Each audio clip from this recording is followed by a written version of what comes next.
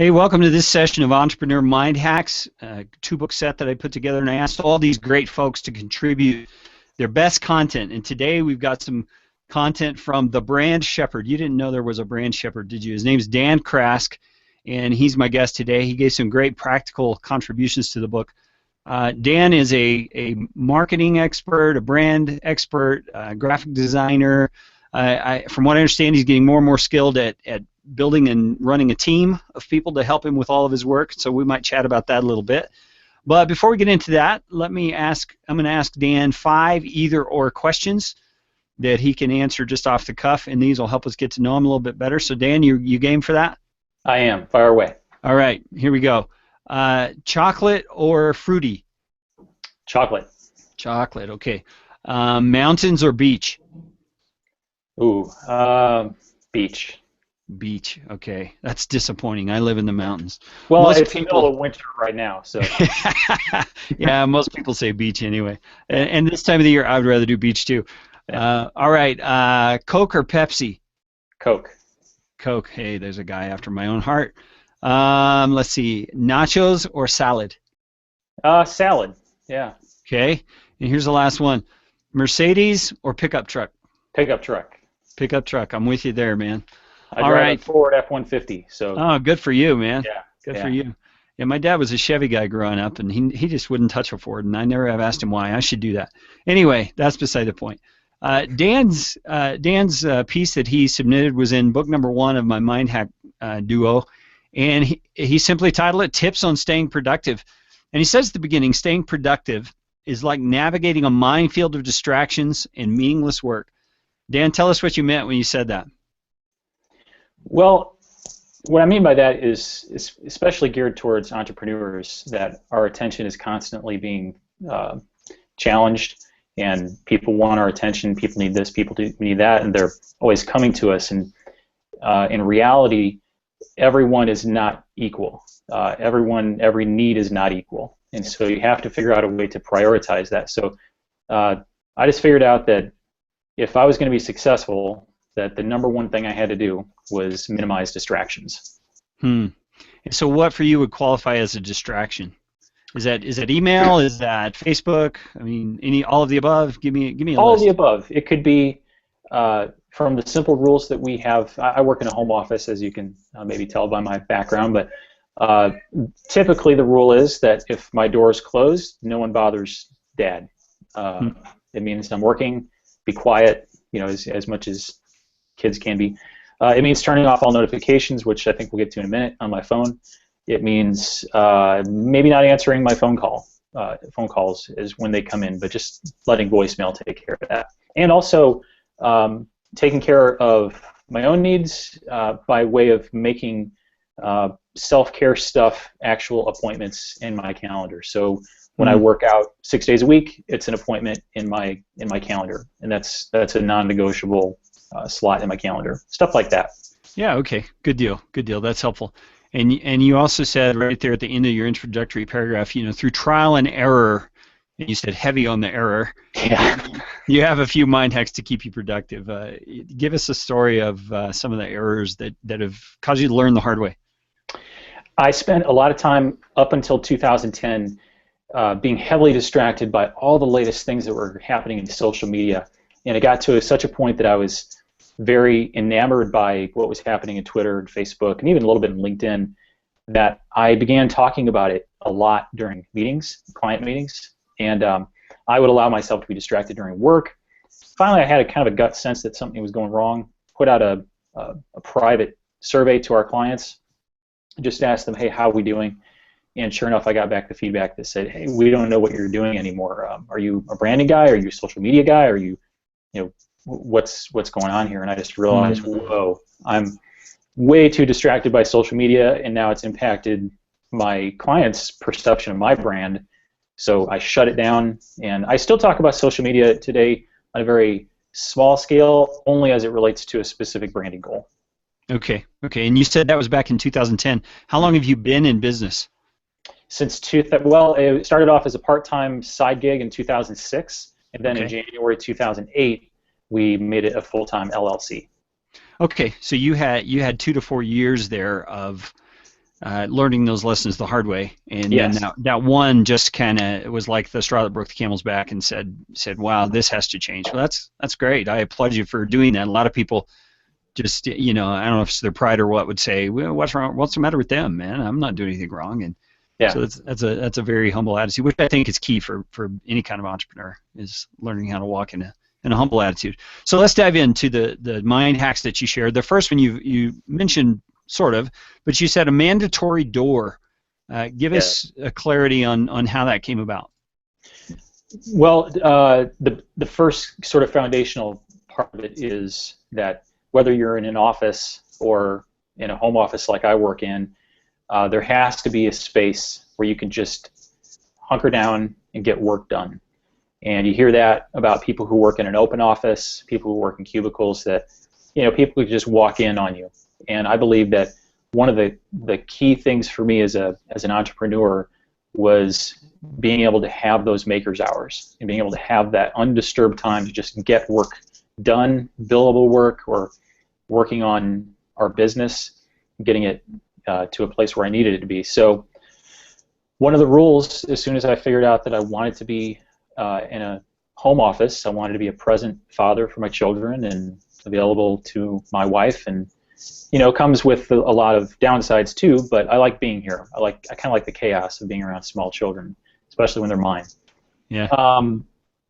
It required me to have an office with a door, and like I said a few minutes ago, I quickly had to come up with a rule that if the door is closed, then that means don't bother Dad. He's working. Try to stay quiet.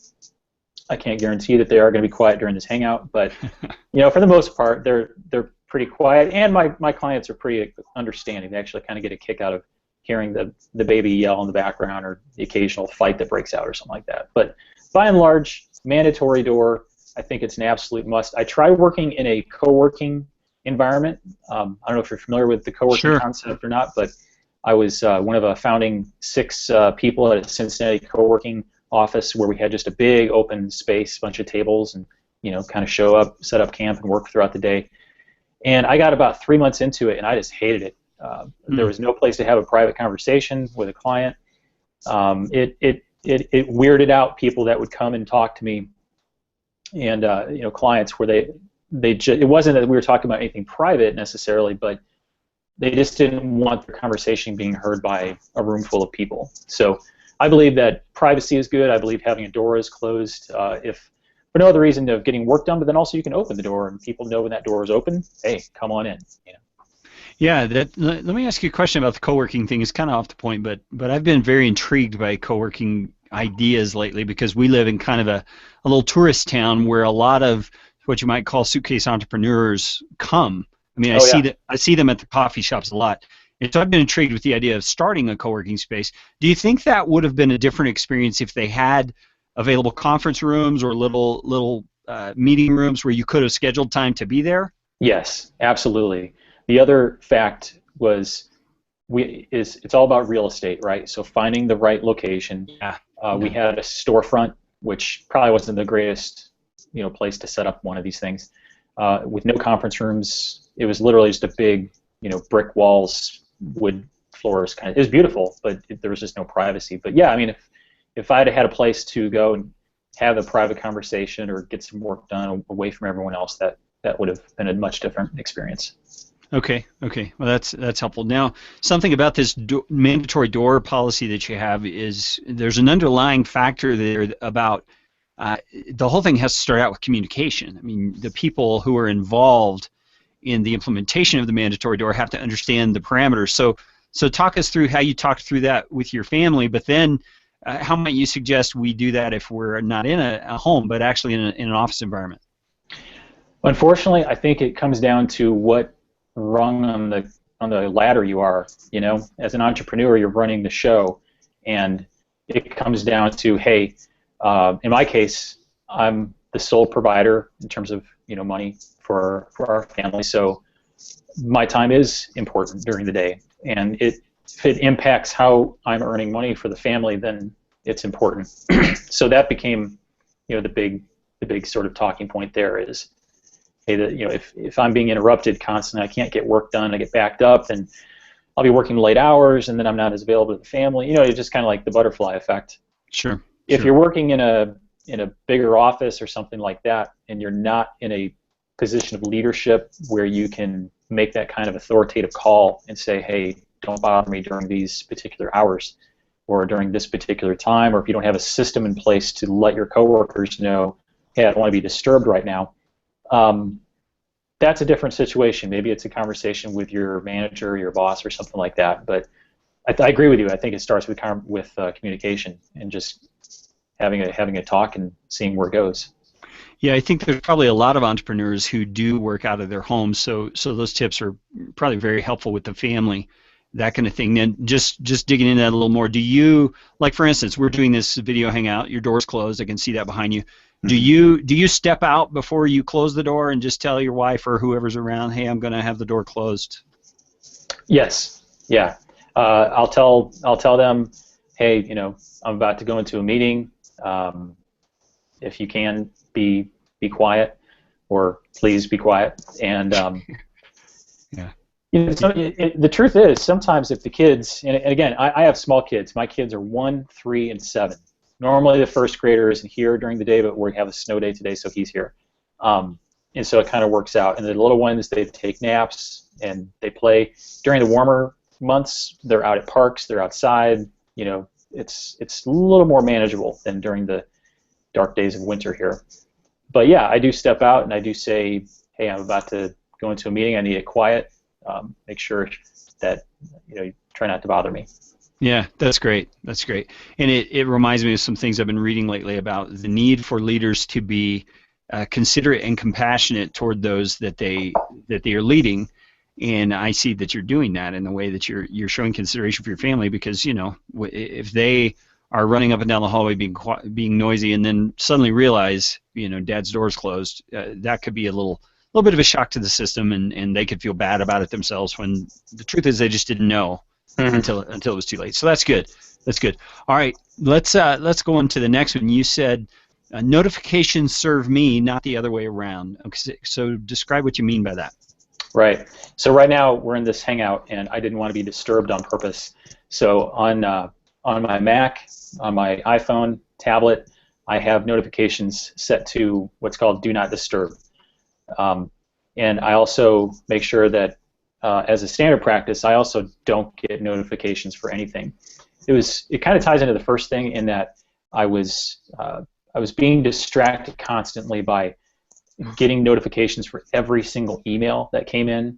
If someone liked a post, if someone shared a post, if someone gave me a +1 or retweeted, I got all those notifications. New LinkedIn requests, you name it, any kind of notification for any kind of app, anything on my computer, it was just ding, ding, ding, all day long. And I'm a creative guy. Us creatives, we tend to be kind of hypersensitive by nature. That's how we create.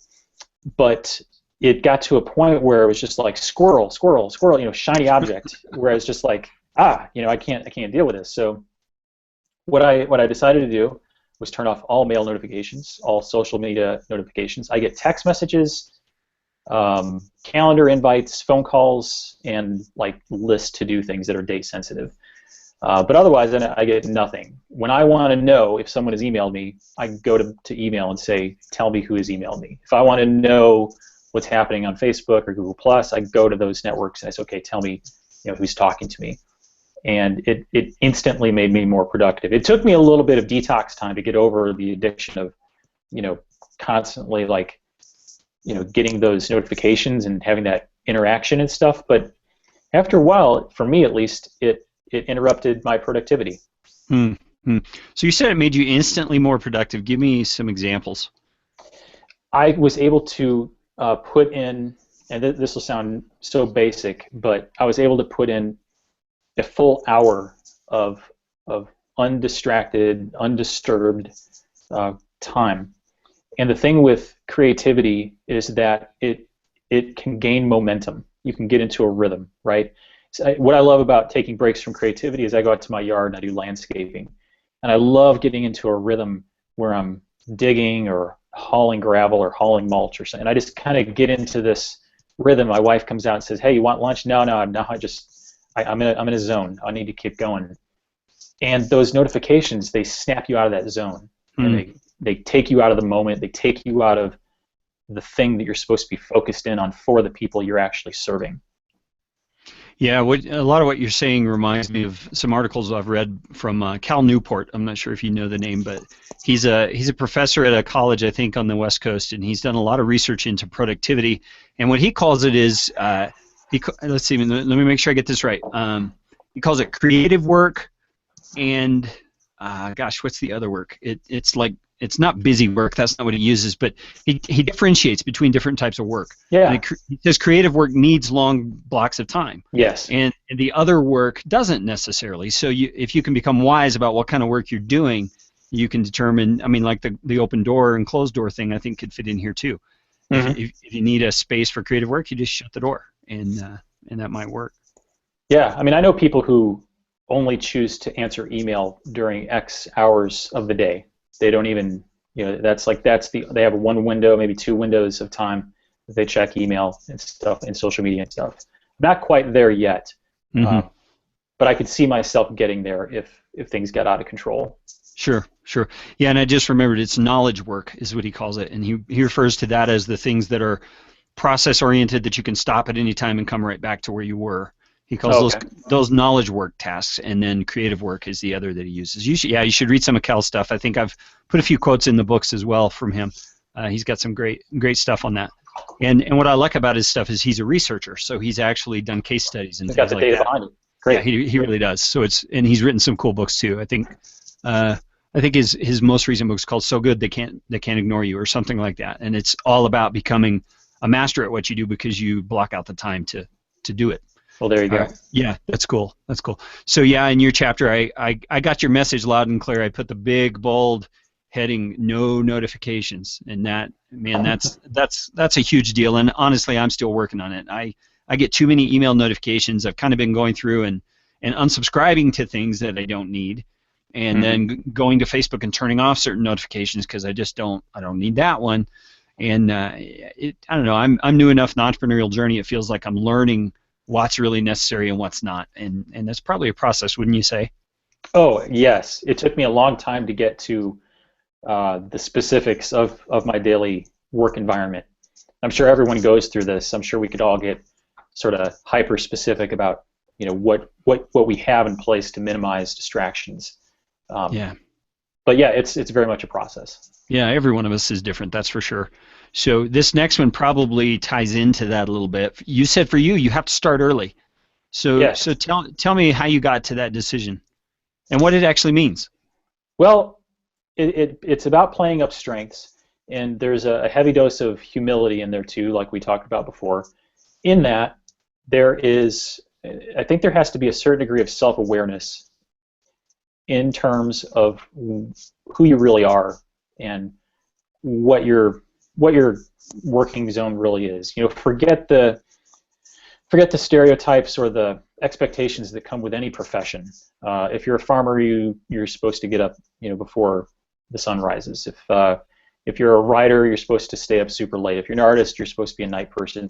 These kind of like molds that we have about certain professions. Well, I've always wanted to be a night person, but I'm just not. 8 o'clock rolls around, I'm a zombie. I'm typically in bed before 9 most nights, and I like it that way. I like to go up, lay down, maybe watch a show on Netflix on my iPad, and I'm asleep by 9 o'clock. And then I'm up somewhere between 5 and 6 every day. And for me, I just realized that, I know a lot of creatives who get that creative mojo going on at like 2 or 3 o'clock in the morning, but that's just not me. So I like to get up, start early, and I find that the earlier I start, the more I get done. After lunch to the middle of the day, I drink coffee. Or after lunch, I don't drink coffee in the morning because I need that kind of momentum to keep on going in the afternoon. But I'm a machine from like 5 to noon. It's just all-out productivity. And that's something that I just had to realize that, I'm not the night owl creative. I'm not the stereotype designer who starts work at midnight. I'm just not that person. Yeah, so accepting what you discover to be true of yourself is one part of what I'm hearing. But Yes. the other part is leaning into that, learning how to not only accept it but be it and Yeah. live it out. Yeah, Yeah. I like that. I like that. So, what do you think it is for you? Because I'm the morning guy too. I can do more in the morning. My daughter even said the other day that I do more before most people are up than most people do all day. And Yep. it's not because I'm anything special. It's just because I've found that that's my zone. So, Yep. what do you think it is about the morning for you that makes it such a productive time? Just that it's new. There's something new about a morning. I like to go outside and just take a big, lung full of fresh, new day's air. It's just revitalizing. I feel like at nighttime, the day is old. It's kind of like winter, Mm, mm, where it's old, it's dark. Um, there's not a lot of life around. In the morning, you've got, even during these cold months, you've got squirrels and life happening around the animals, and everything's buzzing around, getting ready to start their day. And I don't know. I think there's just something very natural about it, mm, mm. for me. Uh, Yeah, I feel very much the same way, and I hear your artist side coming out in all those comments too. Those are very, very emotive, and I love the imagery. I really do. Now let me push on what you said a little bit, just to examine your practice a little more. The page I just noticed, the page following your contribution to the book, was a little quick tip that was included, and it's actually a quick tip that I put in there, and I'm going to read it real quick and see how this fits with your starting early thing. Mine was called, the quick tip was called Daily Reset. And I said every day, without fail, spend the first 20 to 30 minutes of the day resetting your thinking about yourself, your goals, and your daily projects. Do not start your day without absolute clarity regarding the most important tasks for the day. Those 20 minutes will determine the tone, course, and productivity of your entire day. Now, how does that idea fit into you getting started within 30 minutes of getting up? Well, with me getting started within 30 minutes of getting up, it ebbs and flows. So that's how I work some of the time, but it's not how I work all the time. It just kind of depends on what's going on in life.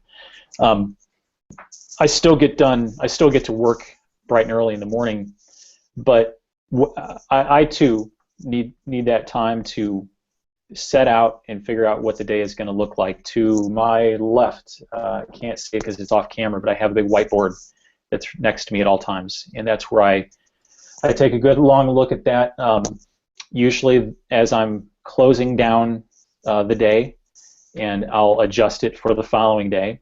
And then Hmm. the next day when I come into the office, I'll take a look at it, make sure that's what I want to accomplish for the day, and I'll adjust it if need be, and make sure that I'm at that board erasing as much as I possibly can, and hopefully adding stuff to it too. But it's an interactive element that helps me to do that resetting. Make sure So I'm you do some of the reset the night before then. Yep. You prepare your mind for the next day the night before so that you can come in, and is that so that you can get to work quicker? Yeah, I want to be able to. But by the time I get to the end of my workday, I am just drenched in productivity, hopefully, and I've gotten so much done, and my mind is just like, I need to do that, I need to do that, and as an entrepreneur, I know what needs to get done, right? I think that's maybe one of the distinguishing things about an entrepreneur is we can walk into a room and within 5 minutes know what needs to get done instead of waiting to be told what needs to be done. Yeah. So what I like to do about that is at the end of a day, I can go to that board and I can just kind of flush all that out of me, because when I start the day, I'm not in that zone yet. So it's a Yeah. nice reminder to say, okay, that's what I got to do today. Okay, so you step into the room, you see what you put on the board the night before, and you said you'll make adjustments. Is that because you slept on it and had some idea that came to you? Yeah, yeah. Like you said a minute ago, we creatives, we can be pretty emotional at times. It's one of our many downsides, and sometimes I'll leave the day and I'll be thinking, man, I've got to do this, I've got to do that, or I'll sometimes even minimize the importance of something, and I'll come back the next day and I'll have just time away from it to calm down and look at it a little more rationally. Yeah, yeah, okay. That makes total sense to me. Well, Dan, we're coming up on time here. 30 minutes goes really fast. Let me ask you real quick to describe for us what Brand Shepherd is and who you are in that, and what you guys provide. We provide brand guidance and brand design. And so what that means is we work with businesses of all shapes and sizes, and we come in and we, first of all, listen to what the business owner or brand manager wants to accomplish, and then we work on providing guidance on how to get there. And then our sweet spot is in the visual side of branding, and we get into pretty much anything that's visual about the brand. Could be the digital portion, digital exposure, could be the identity of the brand, could be the packaging. Those three tend to be the areas that we're called in to help on a lot. And then all of the little trails that go into each of them. So for instance, before we met today, I had a nice long meeting about reviewing Google Analytics for a website that for two websites that have been up for one's been up for about a month and a half, the other one's been up for a year and 2 months. And we sat down and looked over Google Analytics report and figured out some ways to make the website perform better. And I've got some action items I can then go to my developers and designers. And so anyway, that's kind of the stuff we do. We work in guidance and design, sort of design of the things that we help guide brands to do. So when you say design, I typically think of logos, look of the graphics, those sorts of things, but you're talking all about website design. It's everything. Our sweet spot is to work with makers of products, actually, physical, tangible products who need both a on-shelf and online presence. All of our, I guess you would say, larger accounts are those types of businesses. They make a tangible product that has to be sold, shipped, managed, whatever, but the packaging, the print that goes on behind it has to then be turned around and used in a digital presence also. So in one sense, you would say we're generalists, where we're not just a web design firm, and we're not just a packaging design firm. We really are brand shepherds, where we're going to help mold all the stuff that goes into what the customers are experiencing to be persuaded to buy that stuff. But we're also going to help on the guidance side of it too, to help the brands get to that point where they know what it is they need to convey in their messaging. Yeah, okay, that's a great summary. You've been at this for a while. How many people are on your team now? Every person that I've ever talked to in terms of guidance for business development has told me, Dan, do not hire full-time employees for as long as humanly possible. Don't do it. They're too expensive. It's not worth it. And these are guys who have like dozens of employees, and they're sitting there, saying, "Hey, don't do this." So for now, it's just my wife and I. We're both the full-time employees. We are blessed to have two guys that have been with us for about 6 years each. John and Dylan. One's a developer. One's a lead creative. And then we have a whole team of other people that have been with us from anywhere from a few months to a few years. Designers, developers, writers, illustrators, photographers, you name it. All the people that go into making this stuff happen. So these are all freelancers. Yeah, the great thing about living in Cincinnati is we have a little business called Procter & Gamble located here, and we have more designers, more professional creatives per capita than New York or Chicago or LA. Wow. Brands from those mega cities, the agencies from those big cities come seeking to feed off the nipple of Procter & Gamble, and then get a Crest or get a, one of these big brands to work on. So what it does, it creates a big pool of talent around here of full-time freelancers that we get to, scale up, scale down, depending on what's going on. Yeah, that is great to hear. Well, I'm happy for you. It sounds like things are going really well. Yeah. So what's the best place for people to get in touch with you if they are interested to know more about what you shared today, or to get some help with some branding issues? Just go to brandshepherd.com. I think it's in my lower third here. Yep. And take a look around. You'll see a whole bunch of projects we worked on, and then a growing list of case studies. I would say maybe start with the case studies and just see where we've helped brands in a whole bunch of things. And then if you're interested in hearing just sort of my own thoughts about branding and design and what's going on, go to dancrask.com, and that's where I keep a pretty thoughtful blog. Okay. Sounds great. Dan, thank you so much for your contribution to the MindHack book and also for your time today. Thanks for having me. I appreciate it. Yeah, you're welcome. God bless.